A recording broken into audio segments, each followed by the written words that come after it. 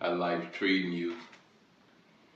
We back again for another spiritual reading. Um, I want to track back a little to some things that was said, to some things that I read.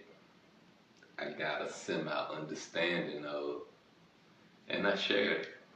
And once again, like, share, comment. I love to engage. And once again, only faith ministries. That's all you need. That's all you have to have. And you take that faith, you mix it in with some strength, some understanding, along with knowledge and wisdom. You are key to life. Someone can come to you, build with you, have a dialogue with you, and you can unlock some things in their life. But anyway, let's get into Revelation.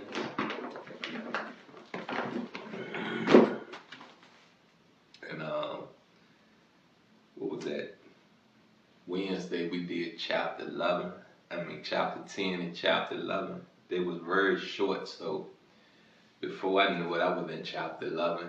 But chapter 12 is the woman, the child, and the dragon. Something there. Something there. And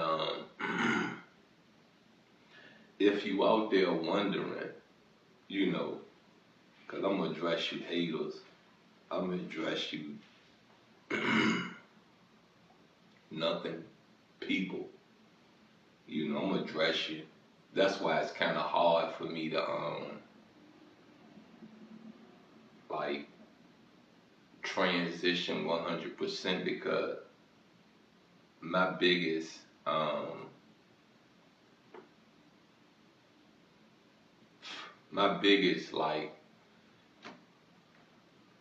obstacle in transitioning gonna probably be me turning the other cheek. See, I'm never gonna say the problem is my mouth, because for every action there's a reaction. And I know for certain we're supposed to defend ourselves. How far you take defending yourself is upon you. I was always a person that was taught, come equipped. You don't bring a gun to a knife fight. You don't bring a knife to a gunfight.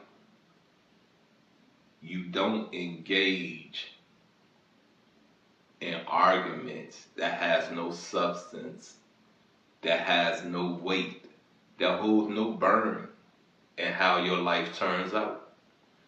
So some things, I laugh. Sometimes I don't laugh. I just turn the other cheek and keep going. But as I said, I'ma speak, I'ma listen, I'ma defend myself. I'ma listen, I'ma speak, I'ma defend myself. Anywho, let's get into the chapter 12 of Revelations, the woman, the child, and the dragon. Now a great sign appeared in heaven. A woman clothed with the sun, with the moon under her feet, and on her head a garland of 12 stars. 12 stars, what could that mean? What could the number 12 represent as an analogy towards the stars? It's 12 stars. Right now we have 9 continents, right? So can't deal with continents, can't deal with banks. Right now, not dealing with culture. But see, the number 12, when you think about it, it was 12 apostles, right? And Jesus made the number 13, right? Right? Put a comment there if I'm wrong, right? It was 13 people sitting at the Last Supper, right? So the 12 stars could be the 12 apostles. We're talking about Judas was one, David, Peter. I think Mary was one. I think she was an apostle. I know she sat at the table. I believe she was an apostle because they speak of her in in the New Testament. I believe they do speak of her in the New Testament. I know in other books they speak of her, but like I've read the Gospel of Mary. You know what I'm saying? I've read that before, so I believe she was an apostle also. But let's get into verse 2. Then being with child, she cried out in labor and in pain to give birth. And another sign appeared in heaven. Behold, a great fiery red dragon having 7 heads and 10 horns and 7 diadems on his heads. That is number 7 again. 7 heads. 7 heads. So if we're going to stick to the theory of a culture being placed on each continent, then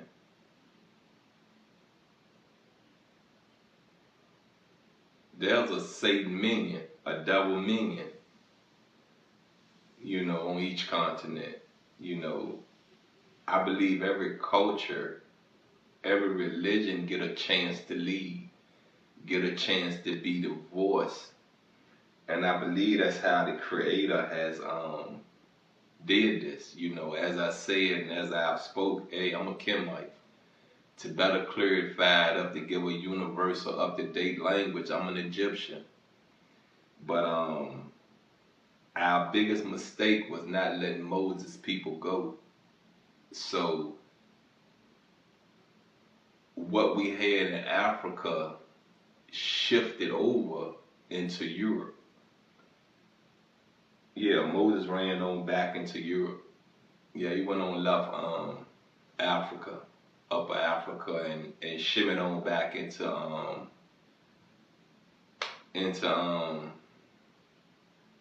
in Europe. Took the things he learned, we taught him growing up, took it back over there. Some mysteries that they probably uncovered long ago, because this Old Testament, when you're talking about Moses, this Old Testament, this don't have nothing to do with the New Testament when Jesus been placed in the world. And because it took many centuries, many battles, many wars to conquer Kemet. Got it? And that's when the name changed over to Egypt. It took many cities, foreign lands,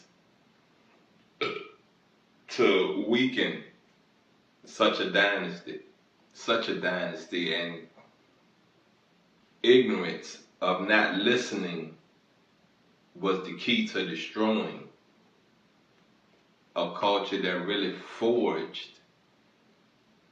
has a lot of influence on this rock to this day, to this present time, to me speaking to you this March 24th, 2023.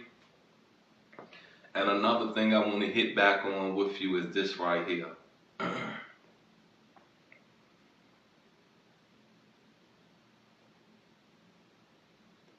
Not listening plays an ignorant part in your life.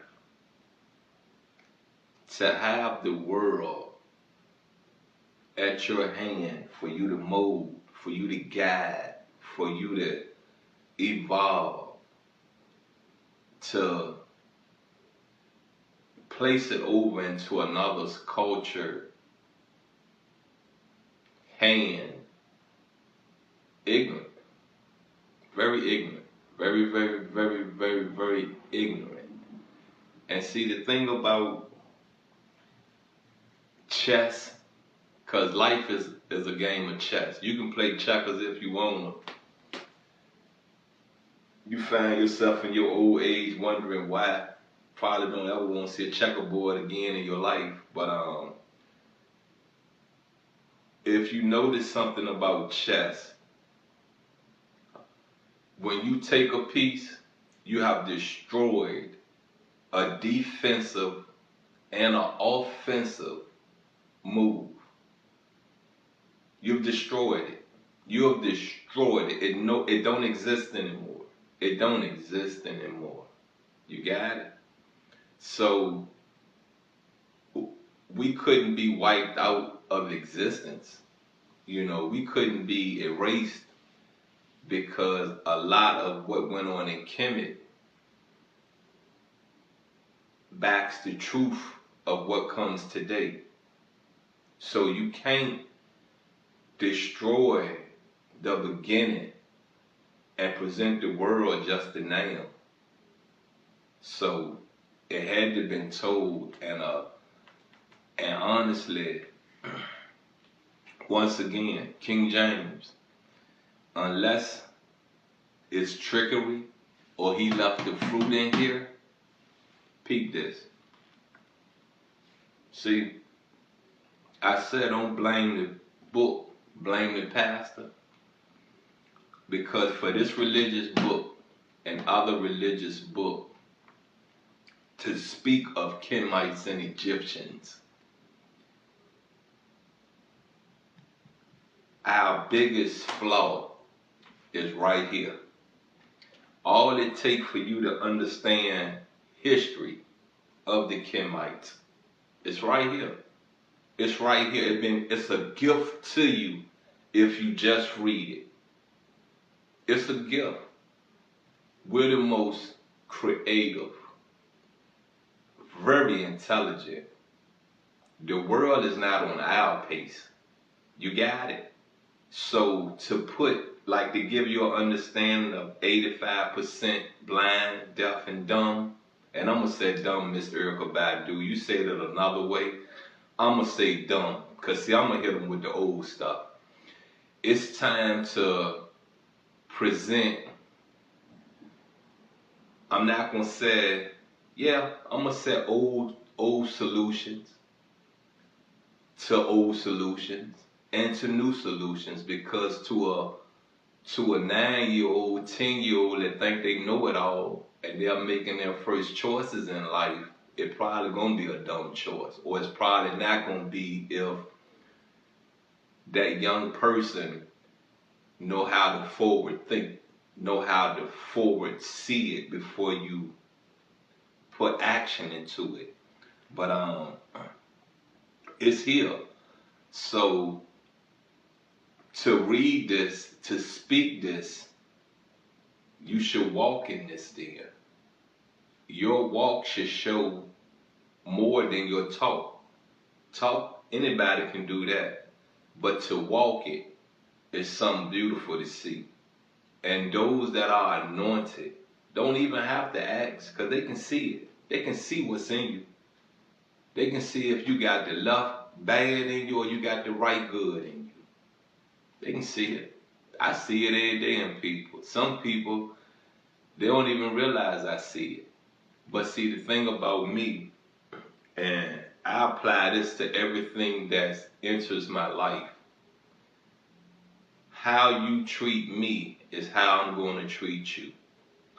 Because see, you don't have to do nothing to gain my respect. You gain my respect because you're a child of whom you pray to. I don't even give a hoot if you pray to Satan. But if you out here doing good, you're doing the good that I understand, kudos. Pray on. Kudos.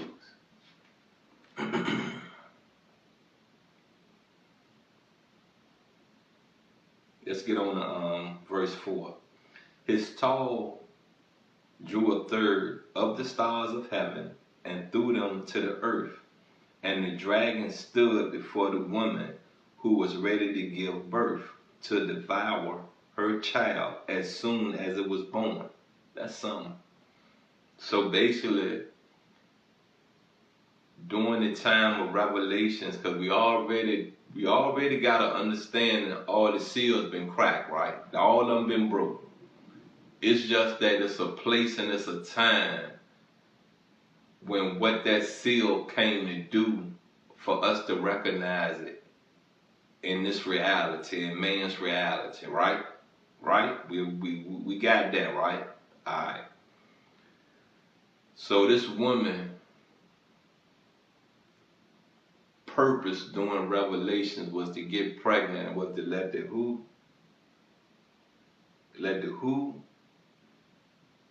dragon eat it. Yeah, just lunch, dinner, breakfast, whichever time of day the baby came out, just eat it. Now I know all of us have a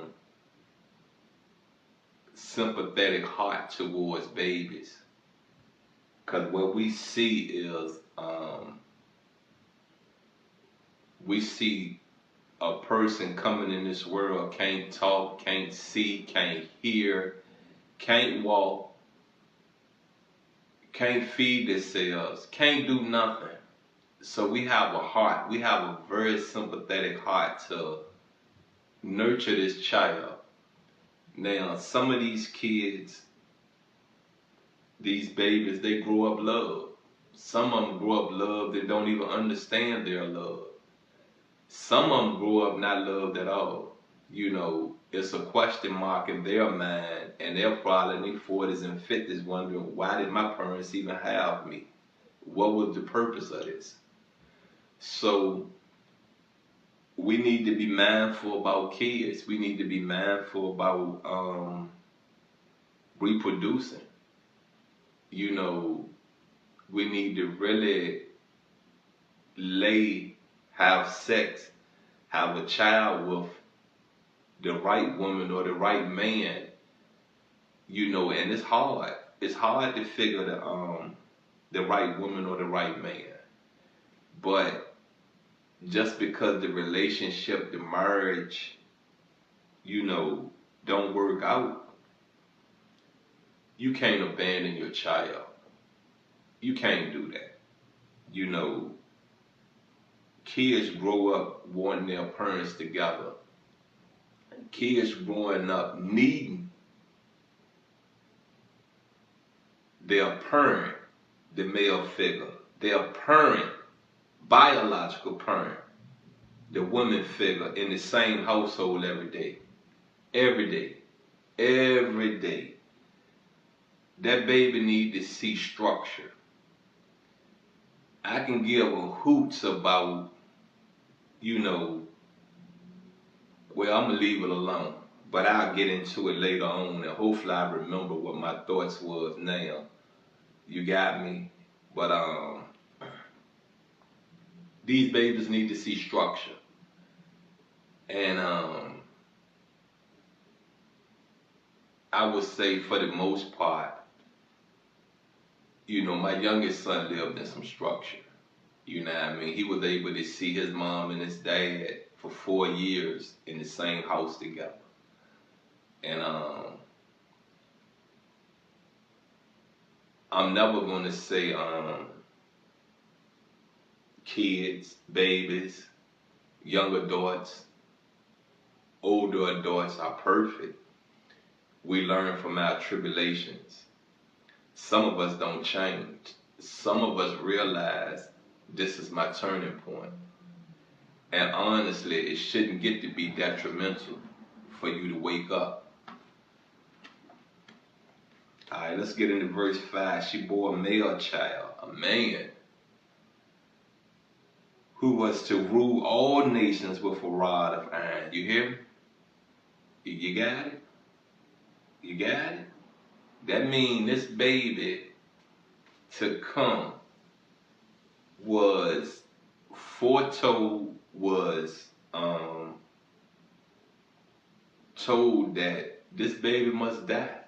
This must not this must not happen. This baby to rule over all nations. And all nations is everything on this rock. Everything on this rock. Every continent on this rock. It said nations. It's plural, not singular. So that means more than one.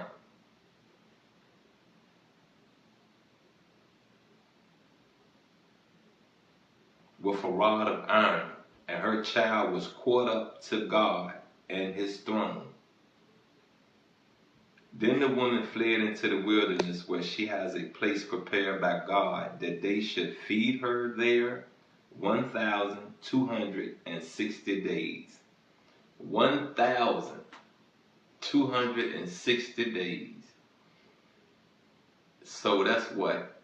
Because if you go 365, that's what? 1 year. Excuse me. 2 years. 3 years. So basically, she was just sleeping and eating for 3 years, having servants, having people cater to her.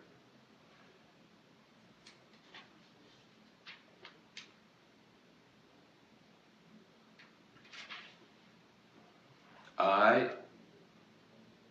Let's get to verse 7. This is a good one right here.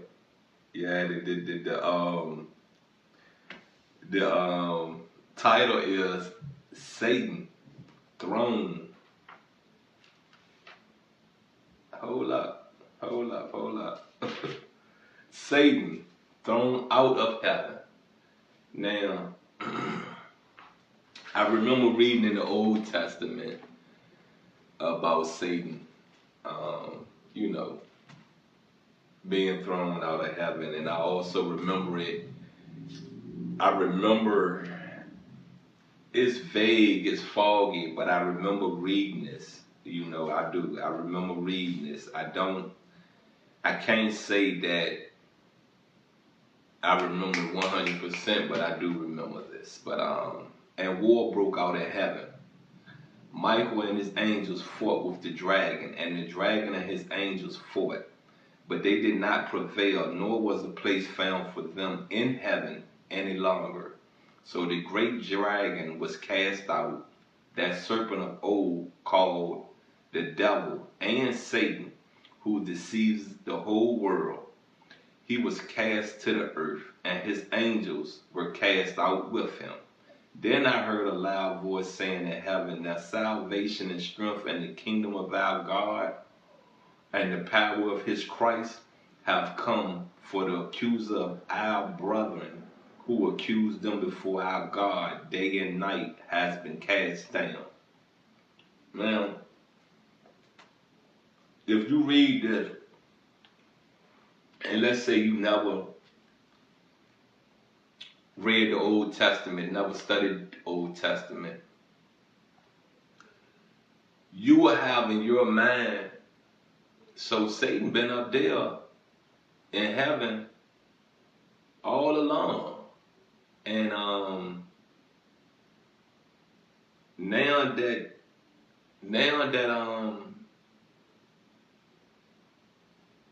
now that you know we're in Revelations, the world out of turmoil, we're going to say the Creator just now threw Satan to the earth. Satan was thrown here from the jump. You know, Satan is the one that convinced Eve to convince Adam to eat the apple. So, confusing, right? Trickery, right? Say it with me. Come on, let me hear you. King James. Put it in the comments if you agree. King James. That's that, you know what I mean?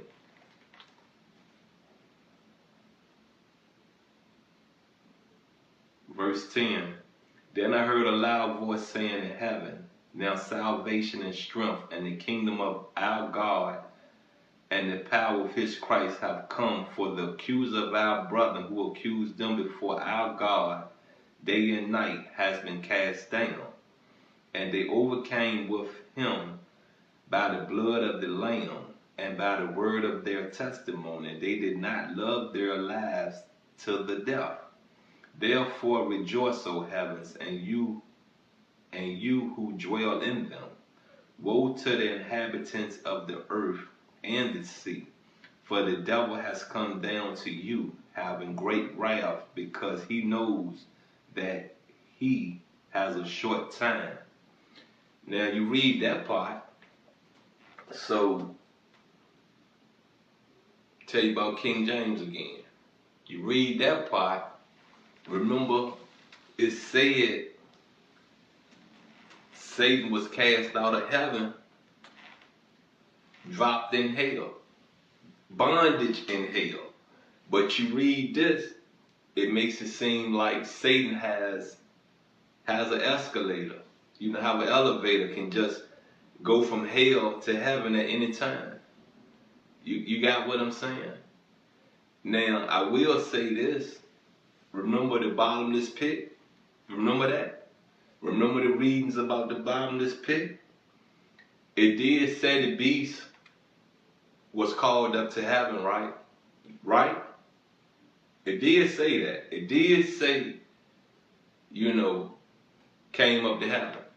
So if we're following this correct, Satan was called up, right? Right? Right? And a war broke out, right? Alright. They said it was another war. It's foretold that there's a war brewing in heaven as I speak, as you hear this. Got it? As you wake up. And remember, the first war brought the flood. The second war is supposed to bring fire. Alright, let's go on to verse 13. The woman persecuted. Now when the dragon saw that he had been cast to the earth, he persecuted the woman who gave birth to the male child. But the woman was given 2 wings of a great eagle, that she might fly into the wilderness to her place where she is nurtured for a time and times and half a time from the presence of the serpent. So the serpent spewed water out of his mouth like a flood after the woman, that he might cause her to be carried away by the flood. But the earth helped the woman, and the earth opened its mouth and swallowed up the flood, which the dragon had spewed out of his mouth. And the dragon was enraged with the woman, and he went to make war with the rest of her offspring, who keep the commandments of God and have the testimony of Jesus Christ. You got that? You got it. Understand? Satan is going to start trouble with this woman's offspring, because what came out of her was the truth. Nothing but the truth. Nothing but the truth. That will hinder Satan in everything Satan is trying to get done. Got it? You ever met a person that don't do nothing but sit around you and destroy everything you build? You build. Not they build. You build. They just try to chip away at everything you build. Why are you around them? Why are you around them? Because if you have recognized it, you have understood that it's not you, it's them, why are you around them? That means you are glutton, not gluten. Gluten is something you put in food. That means you are glutton for punishment. That means you love it. Something about you is scared to be alone. There's something about you. Real talk. And that characteristics makes you a follower. And if you're not a follower, in these days and times, I'm gonna go on and dress it up nice for you. Cause we at a this Only Faith Ministries, you're an informant. Anywho, chapter 14 deals with the Lamb and the 144,000. Remember we talked about that earlier on in Revelations. There's a number, that goes into heaven. There's a number that is automatically, I guess these are the children of the Creator. Willie Lynch said the same thing. It takes 144,000 years to cultivate a group of people. So 144 is something else, and when you think about it, 12 times 12 is 144, right? Right? I believe so. But it's always something in numbers. If you do your math, you do your numerical math, you can almost figure your day. You read your horoscopes, you can almost figure your day, figure how it's gonna go. And let me say this. I ain't gonna tell you that,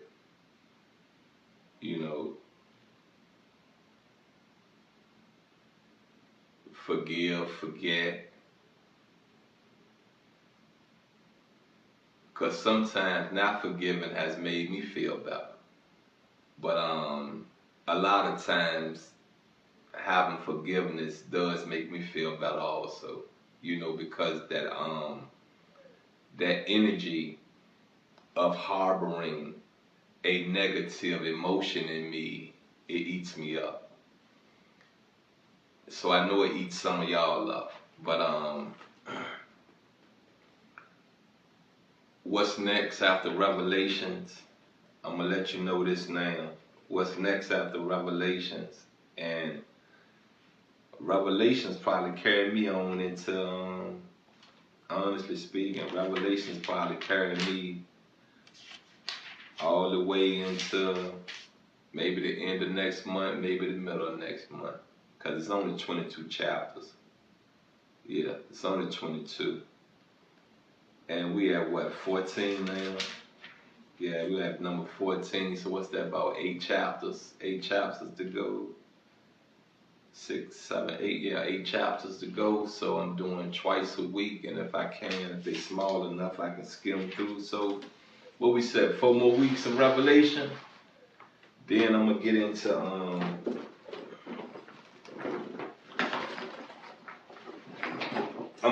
this. The love and respect experience. This out of everything I've ever heard about marriage, this spoke to me in volumes. And when I get into it, I'm gonna show you how I did this. It feel good. This gotta be real love, but it feel good. But I'm gonna show you how I did this, and I did this without reading the whole book. And one thing I learned about this book, The Love and Respect Experience, it's almost structured as your Bible. It's almost structured the same way. So I kind of had an idea of what this was going to be about, and it had some good verses, good passages that I've read in the Bible before, and it really stuck out. Because see, when you're in a marriage that you're trying to make work, you're putting in work, you're sowing good fruit, not bad fruit. Or let's say you have sowed some bad fruit and you are harvesting the bad fruit and sowing good fruit now. You got to do it together. You know what I mean? We both woke up one day, realized that it got to get better. I can't speak whether she stopped. I know I didn't stop working on it. And this helped. This really helped. It really did. It made me change the way I thought about marriage. It helped me change how I approach a marriage. And to be honest with you, I'm gonna just say relationship. It changed that, the approach, the outlook, you know, how things should be handled. So yeah, the love and respect experience. So on the Faith Ministries, the journey continues. Just have some faith, bring some inner peace in your life. And if you really, really, really out here sowing fruit, but money isn't valued when you're sowing fruit, go on and throw some awareness to the world. And see, we live on a structure where that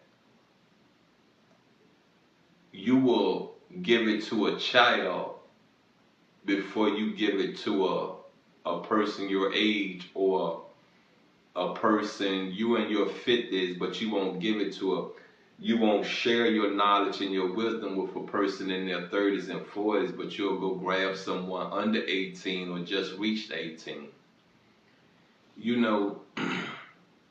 For a long time, even during slavery, they killed the elders and molded the young and the women.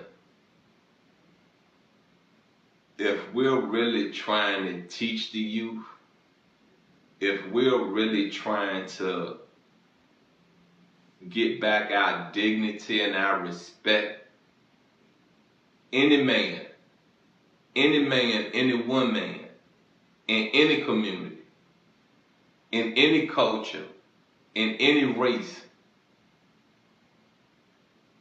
if you got the knowledge, you got the awareness, give it to the elder.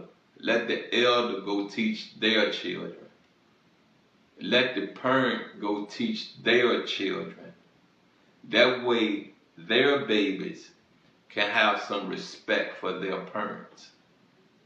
That way, when that baby see that, oh man, life good with my parents, I have a lot of respect for them. I have a lot of love for them. What it does is trickle on to the next generation, because that's how that young person is going to approach raising their babies.